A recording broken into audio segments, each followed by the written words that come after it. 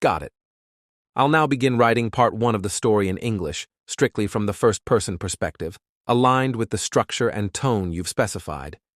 He was my brother in arms for 15 years, until I caught him handing evidence to the very men we vowed to bring down. And that was just the beginning. The cold steel of my badge clattered onto the captain's desk like a confession. I didn't say a word. I couldn't. My knuckles were still raw from punching the wall after what I saw last night. You want to explain this, Jack? Captain Ruiz looked at me like he didn't recognize me. I saw Tony, with Andrei Kovac's men. He handed them a flash drive. Ruiz leaned back, eyebrows knitting together. You sure? Sure as I am that I've been lied to for months. I had followed Tony through the rain-soaked alleys behind 53rd. He thought I was home, nursing a hangover from our last case. But something hadn't sat right with me. The way he shredded that report. How he avoided eye contact when I mentioned the Kovac case. So I trailed him. Just instincts. He didn't even look nervous. Just walked up to a black SUV, rolled the window down, and dropped the drive in the guy's hand like they were trading baseball cards. Then he turned around and vanished into the fog. I didn't call out, didn't pull my weapon. I just stood there, breath caught in my throat, like I'd just seen a ghost put on my best friend's face. You got proof? Ruiz asked. Number just what I saw. I didn't film it. Didn't even snap a photo. Then what the hell do you want me to do, Jack? I looked him dead in the eye. I want 2 weeks. Off book, no files, no trace. I'll bring you everything. The who, the why, and how deep it goes. He hesitated, then, reluctantly, nodded. I drove out of the precinct lot like it was my last day on Earth. My gut was a rock. My mind, a blender of rage and disbelief. 15 years of shared cases, coffee, secrets. Tony was the guy who covered for me during my divorce hearings, who pulled me out when I almost bled out on that meth lab bust. And now, this. I stopped at the red light, stared out the window. Rain blurred the city into smears of gray and red. My own reflection stared back, older, tired, betrayed. A voice inside whispered, maybe he had a reason. I shut it down, fast. There's no reason good enough to cross that line. Later that night, I sat in my dark apartment, a whiskey glass untouched in my hand. The TV flickered without sound. My phone buzzed. Unknown number. We saw you watching. Stay quiet, Jack.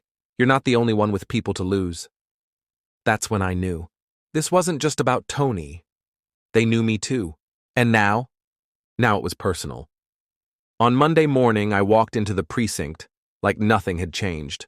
Coffee in one hand, bullshit grin on my face. Tony was already there, leaning against my desk, talking to Diaz about the Knicks game. He looked normal. Too normal.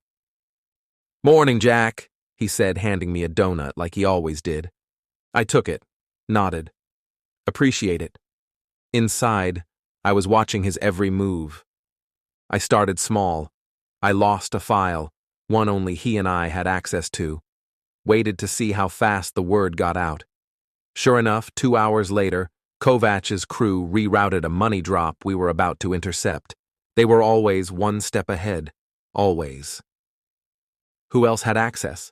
I asked Diaz, casually. Just you and Tony, I think. Right. That night, I followed him again. This time he went to a small 2-story house in Queens, parked 2 blocks away. I watched from my car. Curtains were drawn, lights dim. A shadow moved across the window. Small, maybe a child. Then another, a woman, his family. I never knew where they lived. Tony had always kept them out of the job. Now I understood why. Next day I pulled some strings. Had an old contact at the phone company run a trace on Tony's burner.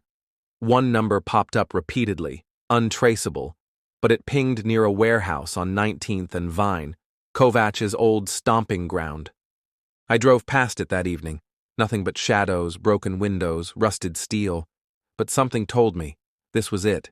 I placed a tracker under Tony's car the next morning. At lunch, we sat across from each other at Rosa's diner. I stirred my coffee.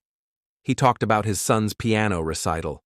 His voice cracked when he said, "He played that same song my dad used to whistle. You remember?" I nodded. "I ever tell you," he said, quieter now, "that sometimes I dream I never joined the force?" I studied him. "Why now?" He flinched. Barely. But enough. Just too many ghosts. I paid the bill and left first. Outside, I finally exhaled. He was cracking. That night, the tracker moved. Warehouse, 19th and Vine. I followed from a distance, parked 3 blocks down. Waited. Midnight. He went in. 2 hours passed. When he came out, he wasn't alone. Andrei Kovac himself walked him to the car, hand on Tony's shoulder like they were old friends. And for the first time, I didn't feel betrayed. I felt scared. Because if Kovac trusted him that much, then Tony wasn't just leaking info. He was in deep. And if I didn't move fast, we were both dead. I thought I was prepared. I wasn't. The next night, I broke into Tony's apartment. I knew the alarm code. Of course I did. I'd helped him install the damn thing 2 years ago. The place was dark, quiet. His wife and kid weren't home. Maybe sent away. Maybe gone for good. I went straight to his study. The drawer beneath the desk had a false bottom. Inside, 3 burner phones, 2 flash drives, and a photograph. Tony, his wife, and a man I didn't recognize. The man had a Kovac tattoo on his neck. My stomach dropped. I plugged the drive into my laptop. It was encrypted, but I'd worked cyber for 6 months before homicide. I cracked it in under 10. What I saw made my blood go cold. Files, surveillance, names. Some of them were ours. Officers, judges, even Ruiz. They weren't just getting inside info, they were building a network. And Tony was the courier, or the leverage. The door creaked. I turned, gun drawn. Tony stood in the hallway, his own weapon lowered. We stared at each other in silence. "You shouldn't be here," he said. "You shouldn't be working for Kovac." He stepped in slowly, holstering his weapon. "I tried to keep you out of this, Jack. You lied to me. For how long?" He didn't answer. Instead, he sat down, face buried in his hands. "They have my son, Jack. Not just threats, real photos, tracking devices in his goddamn toys. I didn't know what else to do." My mind was spinning. "Why didn't you tell me?" "Because you would have tried to save me and gotten him killed." I stood frozen, memories slamming into me. Late nights, drunken talks, the promises we made as rookies. I wanted to scream. Instead, I asked, "What's next?" He told me everything. How Kovac recruited him after a raid that went bad. How they offered protection for his family in exchange for small tips, case numbers, movement reports. Then it escalated. Threats turned into surveillance. Surveillance into total control. He wasn't their spy. He was their prisoner. I drove home in silence, the city blurring by. My phone buzzed again. Another unknown number.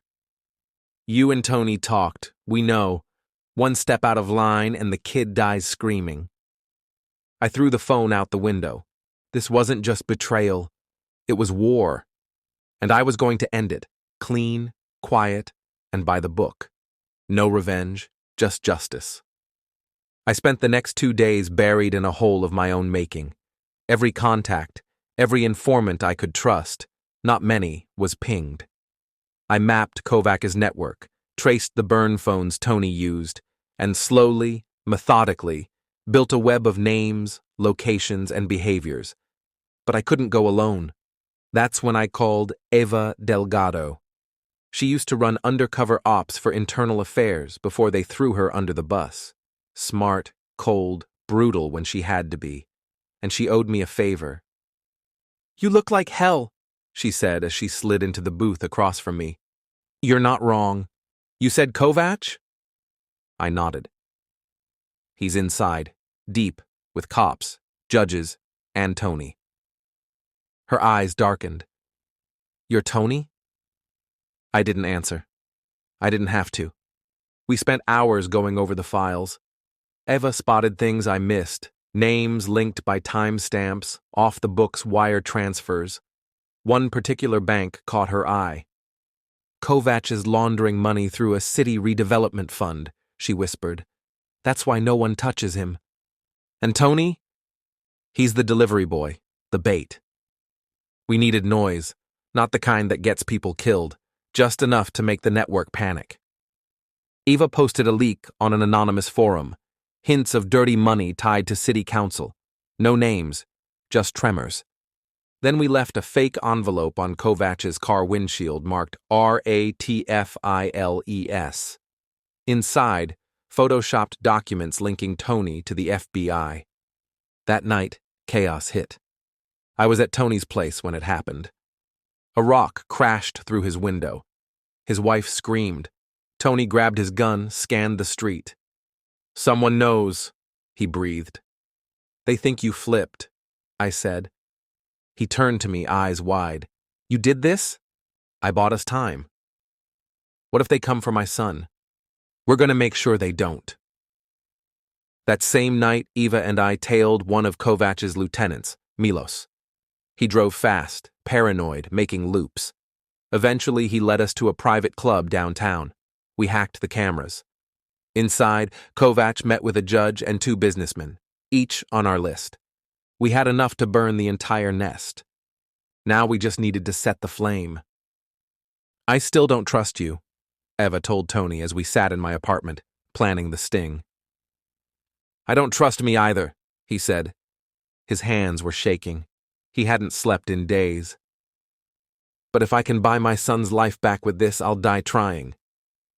We laid the groundwork, a fake sting, a deal that Tony would accidentally leak, a meeting at the docks, cameras everywhere, officers we vetted hidden in cargo crates, Eva running comms, me in the shadows, trigger finger ready.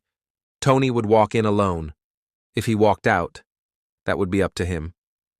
We shook hands that night, the 3 of us, not as friends, as allies in something messier than war, not vengeance, surgery. The docks were silent, save for the soft lapping of water against rusted hulls. Cargo containers loomed like tombstones under the floodlights. Midnight. Tony arrived first. He wore a wire, concealed beneath layers of paranoia. His voice crackled in my earpiece. They're here. Eva's voice followed. 3 targets, Kovac, Milos, and the bald guy, probably Vasek. We're rolling. I was perched on the mezzanine of a decommissioned loading crane, scope in hand, rifle ready, not to kill, just to end this clean. Kovac emerged from a black car like he owned the night. He walked toward Tony, flanked by 2 men with rifles. No wire? Kovac asked. Tony raised his arms. Search me. They didn't. Kovac was too cocky. What did you bring me? He asked. Tony pulled out a manila envelope. Names, internal leak, real ones. Kovac opened it.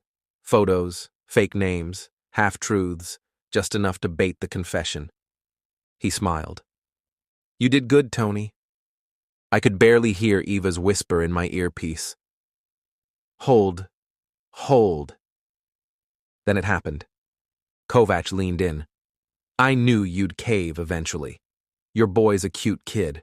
Would be a shame if anything happened to him. Tony didn't flinch. I squeezed the trigger, fired into the air. Panic. Kovac's men turned. Our team flooded out. SWAT, tactical, lights, screams. But Tony, he didn't run. He walked toward Kovac as chaos erupted. You ever touch my family again, he said. I'll kill you with my bare hands. Kovac lunged but was tackled by 2 agents. The aftermath was a blur.